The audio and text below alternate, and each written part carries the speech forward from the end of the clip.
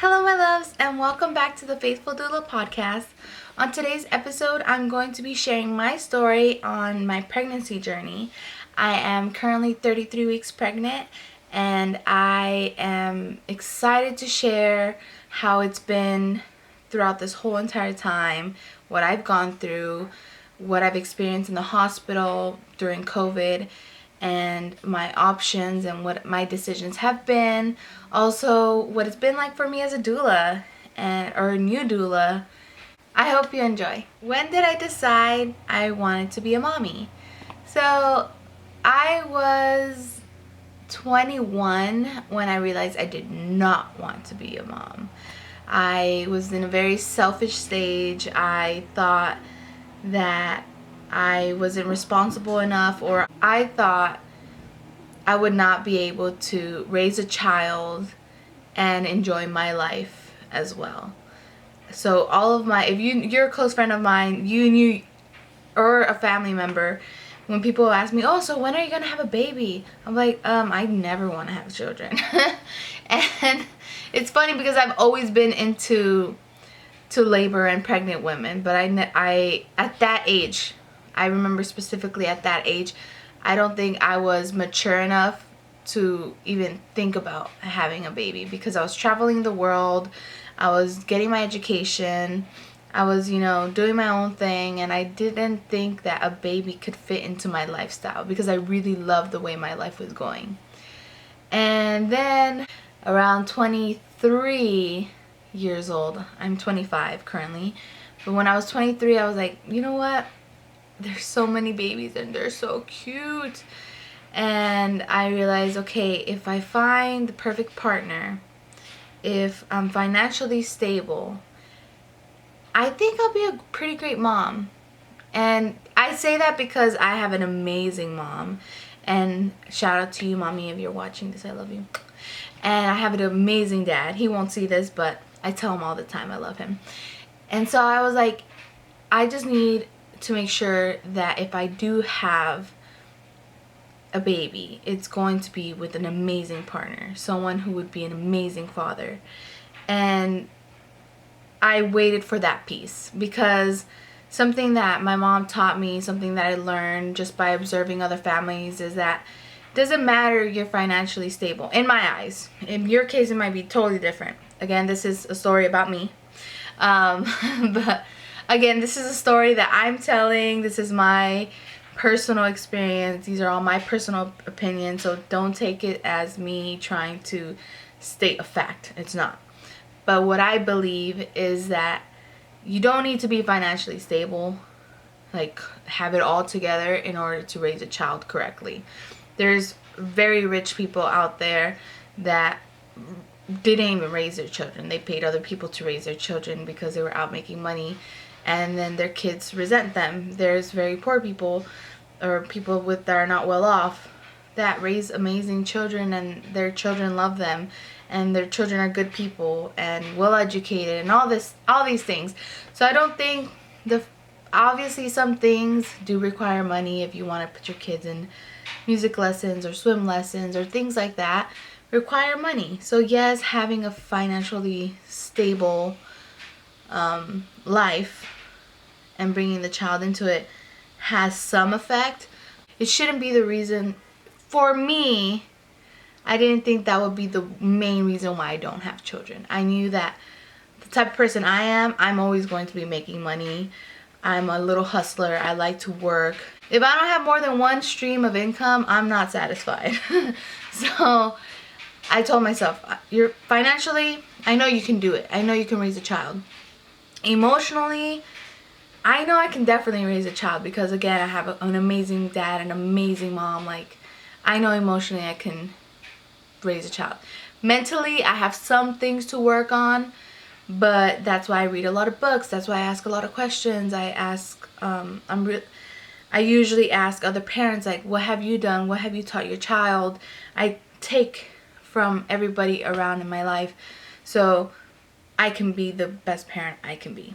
I told myself, find a good partner and and then you can go on your way. If I don't find a good partner, I can always, insemination if I'm like 100% ready. But I always told myself I will want to raise my child with two good parents, because that's how I was raised. And that was my one thing. Then I met my partner, Roland, and he became my best friend. We were friends in the beginning, and we had a good time together. After a whole year of being really good friends, I started to see him romantically. Throughout this whole time, he was chasing me, but I wasn't ready to be in a relationship. He was very persistent, and one thing I knew was that, one, he's my best friend. Two, we get along. Three, something that's very important for me too is that my partner have a stable home as well, meaning his parents are still together, because that's what I have. I've gotten a lot of advice from older people that say, if you have two parents at home, make sure your partner has two parents at home so you can share the same morals and whatnot.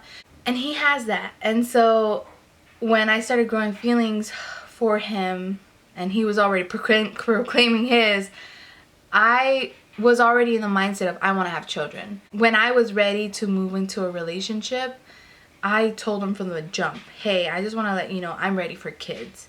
And since he's a couple years older than me, he was like, I'm ready for kids too. And I'm like, okay, cool. That's not something that we have to further discuss. We're both ready. Then May 17th of 2020, I decided to become a doula. Going through the training made me realize that this is definitely something I want to do for the rest of my life as a doula. Meaning, I already have my future planned out. I already told myself, like, this is the career I want, and this is where I'm going to make money. So everything is already playing out. I think it's ready. I'm ready to be a mom. I'm ready. I have all the cards laid out. I have an amazing partner who I know is going to be a fantastic father. I'm emotionally and mentally ready, and now I have my career laid out for me. What else am I missing? I always wanted to be a mom at 25 because my grandma had my mom at 25 and my mom had me at 25, and I love the age gap. My mom's my best friend, and I want my daughter, or I want my child to be my best friend too. So I thought that age gap was great for me. So I was like, I'm at the age where I said I wanted to have children. What's stopping me? So I looked over to my partner and I'm like, hey, do you want to do this thing? And he was like, okay. So I decided I was going to get off birth control. And I started preparing my uterus, my body. So I stopped drinking alcohol. I stopped putting toxins in my body. I started eating really, really healthy. And I started taking prenatal vitamins. I went to my yearly checkup. I asked my doctor, who I've known for years, hey, I'm trying to get pregnant. I'm gonna get off birth control. Should I take these prenatal vitamins? And she was like, yeah, definitely. It will definitely prepare your uterus. But I just want to let you know it takes 6 months to a year for women to typically get pregnant after being on birth control for so long. I've been on birth control for a really long time, and she told me this fact, or she told me this statistic, that women don't get pregnant until 6 months to a year. So I told her, that's fine, I'm not in a hurry. I've had many friends not get pregnant instantly. I totally understand. It's something I'm emotionally prepared for, to not get pregnant the moment I get off birth control. I'm totally okay with it. And she was like, okay, I just wanted to let you know. I'm like, okay. So I got off birth control after I had my period in June. And a week later, I think we made her. I think a week later we made her, because July 17th, 2020, I found out I was 8 weeks pregnant. And I'm like, okay, cool. I guess I'm fertile. I guess he's fertile. And honestly, it's such a blessing. Like, I know it's not that easy for a lot of people. And I'm just thankful I'm able to do that. And I don't take that for granted at all. It's something I'm super, super blessed with. And I'm really lucky and happy that I was able to get pregnant with my little girl. So that was the beginning of this whole wanting to be a mommy and how I got started. So yeah. Now I'm going to be talking about my journey as the pregnant person, my symptoms and all of that. I wrote notes throughout my pregnancy just so I can remember. I have a horrible memory, and if you know, pregnancy brain is just horrible. I already have a bad memory, so pregnancy brain on top of that, on top of my ADD, just honestly, my brain feels like mush right now. And if you're pregnant or you felt this way during pregnancy, you are not alone, like, at all. So I have my notes here, so I'm gonna go through them. Like I said, I found out I was pregnant in July, but I knew I was pregnant before taking the test. But the person that caught it was my manager at Cedars-Sinai. I work for a doctor, and my manager, she's had 2 children before. Shout out Leslie, I love you if you are listening to this.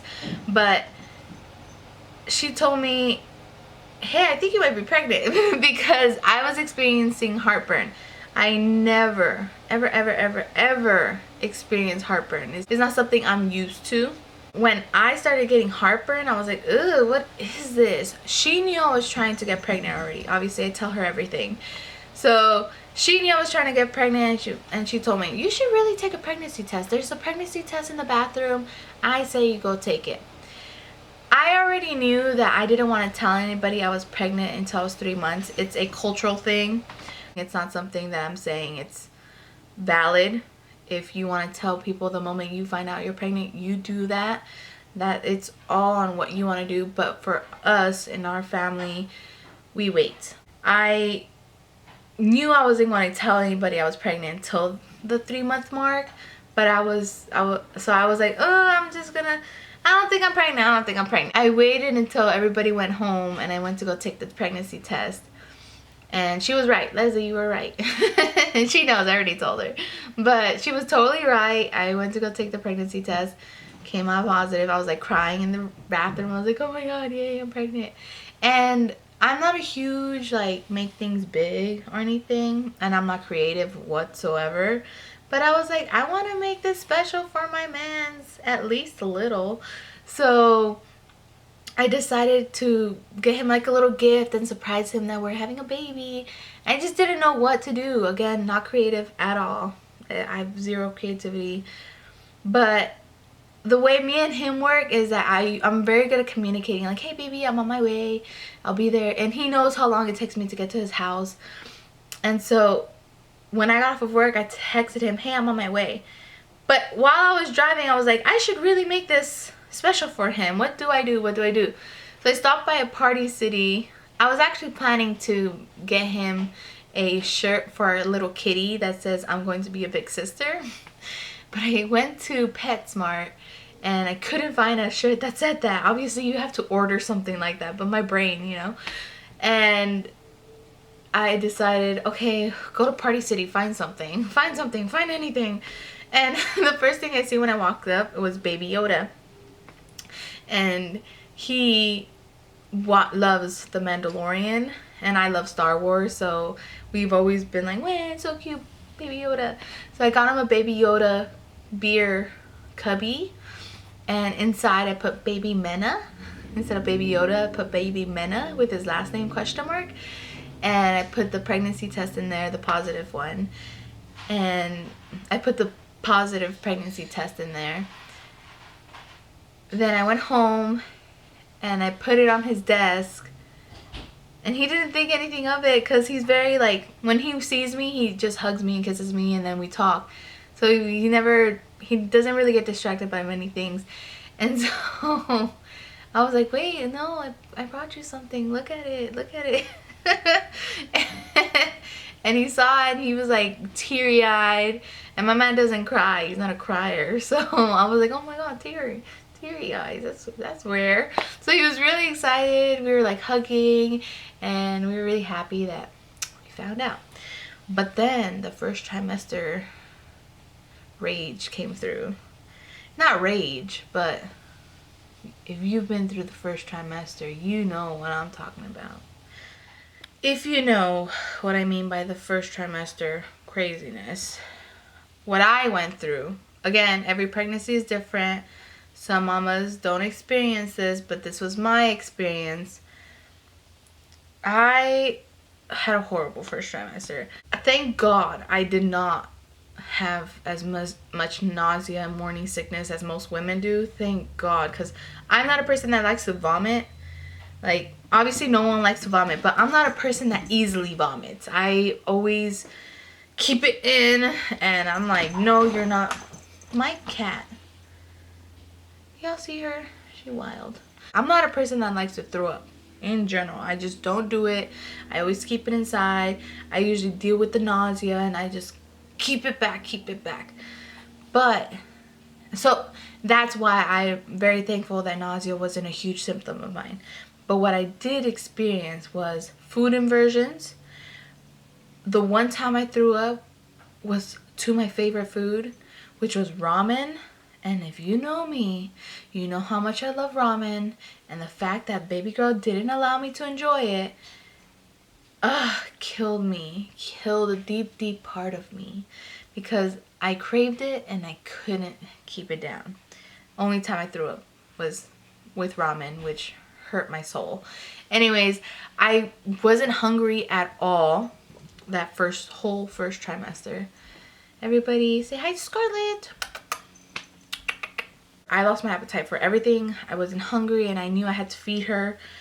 So what I did was I ate really healthy. Because I didn't want to eat anything, I wasn't craving anything. I just was like, hey, since you're not even hungry, might as well feed her something delicious. Like, that's the best thing you can do. That is the best thing you can do. So I just started eating really healthy. I drank my protein drinks. I had my green juices. I had my prenatal vitamins. I did all the good things. I was exhausted every single day to the point where I had to call out of work. I'm a waitress. I am an MA at the hospital, and I also volunteer at a birth center. I couldn't do any of it. I would go to the birth center for a couple hours. I would be exhausted at my office job, and I just called out of my waitressing job. I was like, hey, I cannot move. Like, I literally cannot picture myself walking and serving people. It's just no way, no how. This first trimester is no joke. I cannot handle it. I was falling asleep. My body was sore. And I knew that it's because it's when you're creating most of like the tedious parts of your baby. So I was just not having it. That was literally what I was going through during my first trimester. I was currently, at the time, because I talked to my doctor, I was taking these prenatal vitamins, the Nature Made Prenatal Multi and DHA. Let me see if I can, those. I was taking these, and my doctor said they were fine, but then I took it to my midwife, and she was like, hey, like, those are good, but you're not getting certain vitamins from it.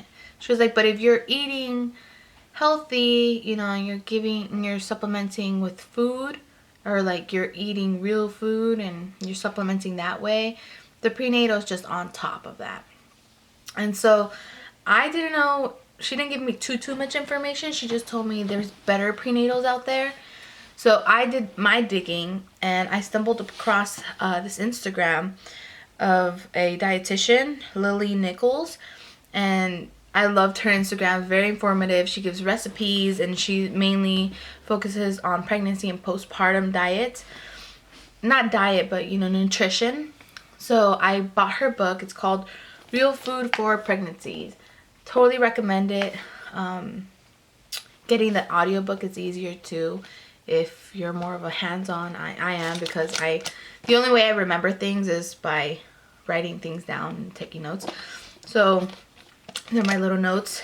And what I read from here is that the main vitamins that you need in your prenatals are vitamin A, vitamin B6 and 12, zinc, iron, DHA, iodine, and choline. So I was like, okay. I looked at this and I went through it. It had most things. The only thing it didn't have is choline. And this book goes into detail why it's important for a growing baby. So I did my research. I tried to find a vitamin that worked perfectly or had all those important vitamins for a growing fetus. And the one I stumbled across was Mega Food Baby and Me. I'm gonna link this one in the bottom just because it's really good and has all the things that it's recommended to have. The only thing is, if it's pretty pricey. I'm not sure how much Roland paid for this. Thank you, baby, for paying for my stuff. But I would look up how much it costs. If not, this is a good alternative. It's pretty affordable. The only thing is you have to supplement for choline. So try to get like a little on the side choline pill, because that's one thing it does not have. This one's more natural. It's non-GMO. It's vegetarian, dairy-free, certified. Like, it's just one of the top prenatals. And it has, I don't know if you see my hair, but it's done wonders for my health. My nails are nice. My skin is not that good, but they say girls take your beauty, so I'll just go with that. I take care of my face, but for some reason it just likes to break out. I'm gonna blame it on the mask and I'm gonna blame it on the baby. But those are the prenatals that I took, and that's why I switched. But you can take any as long as it has those vitamins that I listed. As long as if you're not supplementing with your diet, take these vitamins. Some of them cause you nausea. It didn't cause me nausea, but it is a common side effect of prenatals. That was my experience with first trimester. I lost 10 pounds. I didn't have any energy, and the only positive thing about it was that I was pregnant. Honestly, that was it. Then second trimester hits. Second trimester is from when you're 13 weeks to 28 weeks.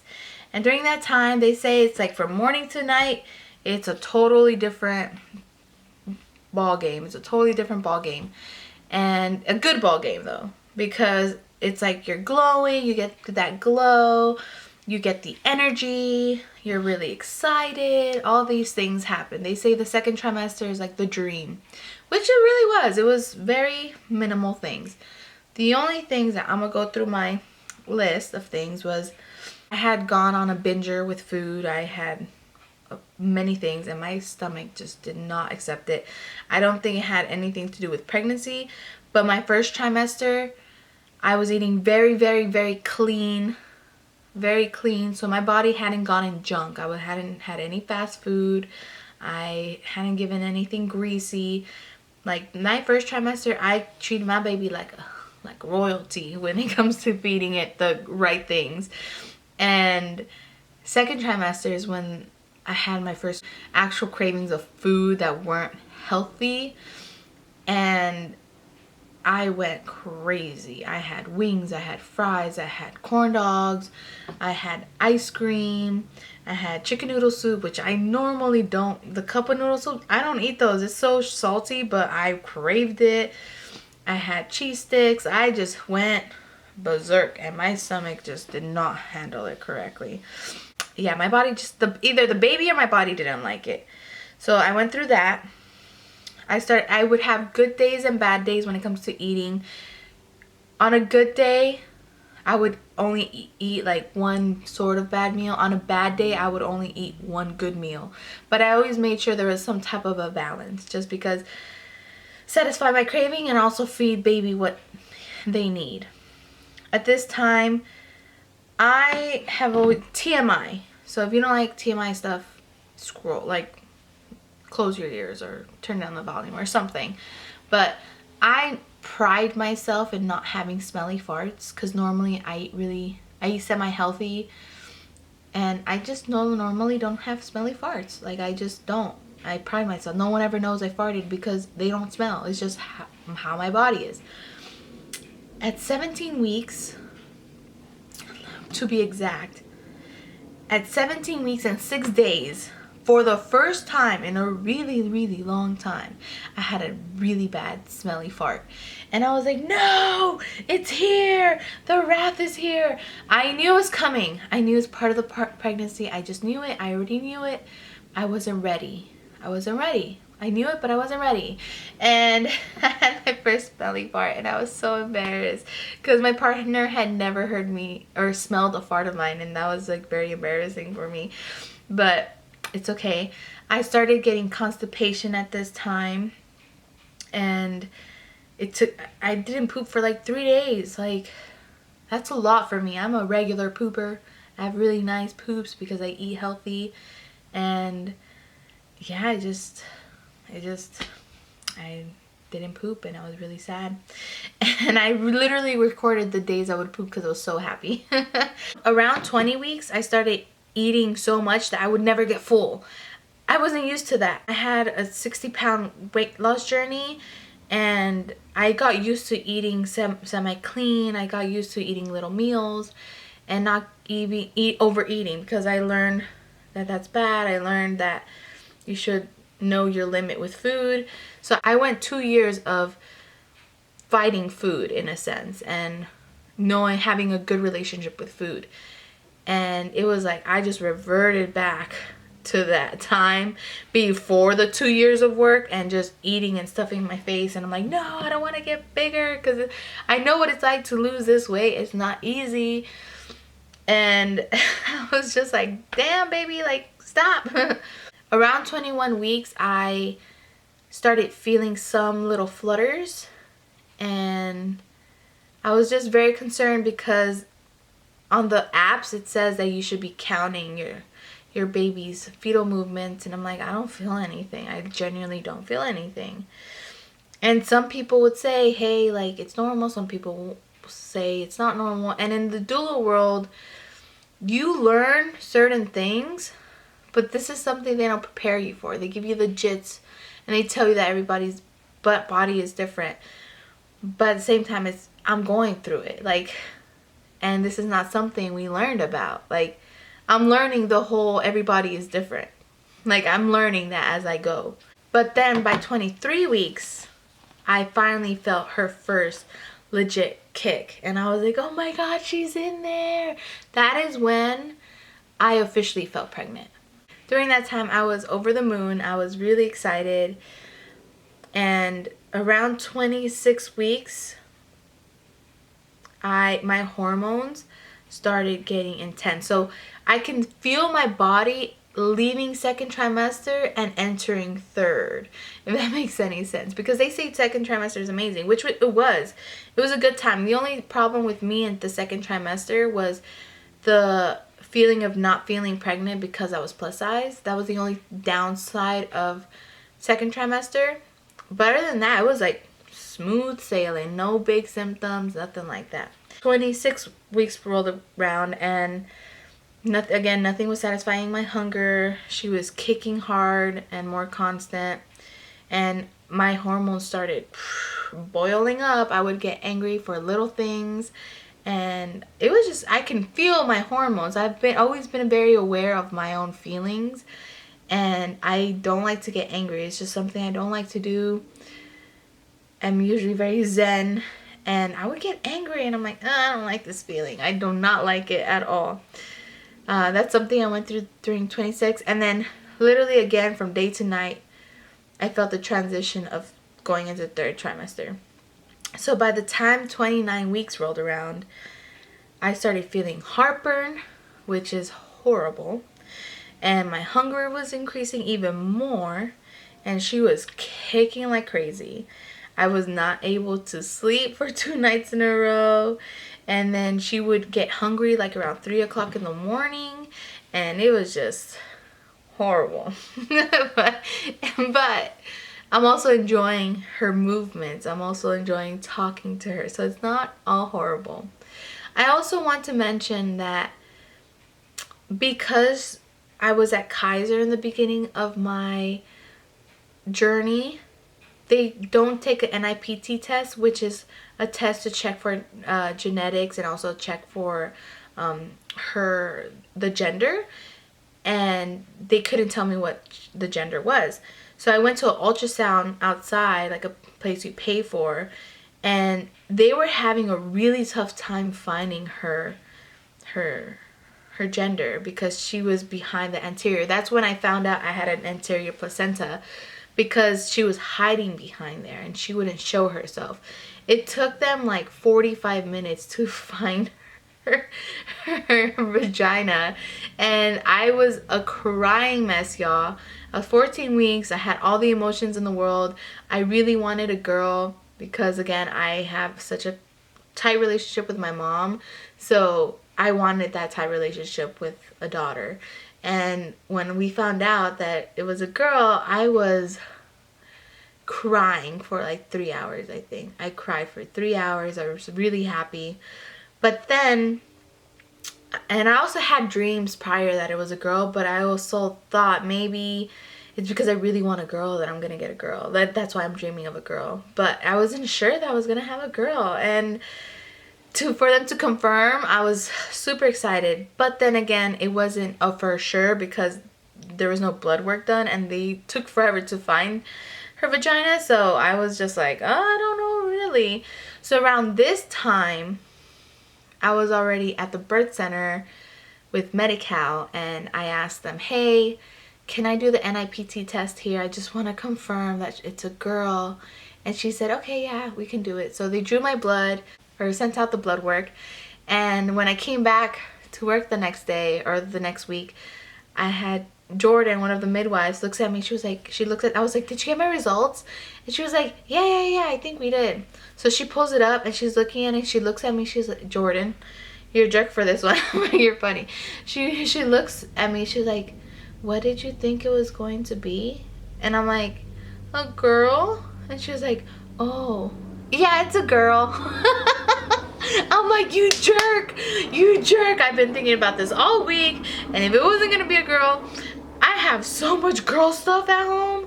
It's ridiculous. Obviously, I'm gonna love the child if it's a boy. Like, it's gonna be my child, our child. We made this, it's fine. But the fact that everything in our house is for a girl, like, we have the name picked out, we have everything picked out, and it's not a girl, I was gonna be so upset. So we finally got to 29 weeks, and that's what I was going through. 31 weeks is when I started feeling some pelvic pain, and you know, I was running out of breath because she's getting high up in my diaphragm, and I was only able to sleep 3 to 4 hours, which is difficult because I'm still experiencing that right now. And the heartburn. But then I asked my doula community what's good for heartburn, and they said papaya enzyme. So I went out to get some papaya enzyme capsules, and they have been the most life-saving thing in the world because they truly do help diminish my heartburns. And I also am having trouble sleeping, and again, the doula community suggested magnesium, and that also helps with leg cramps. So I started taking magnesium at night, and that's been helping me as well to sleep better. And then 33 weeks, same thing, can't catch my breath, and heartburns and not being able to sleep.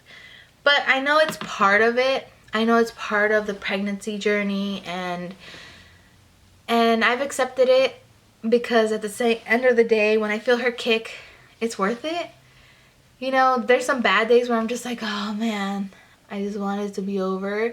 But at the same time, I want her to be in there for as long as she needs and as long as she wants. So I'm not rushing it. I'm just having a hard time breathing. But it's okay. I love her. And so I get to sing with her. Every time I sing with her, she hits me, and it's a beautiful relationship. We've learned that she is stubborn. We learned that she likes the nighttime, and it's nice to get to know her while she's in the womb. So it's a cool transition when she gets here. But that has been my journey through these past 33 weeks. And I'll probably do a video after she's born on how these last 7 weeks go. So stay tuned for that.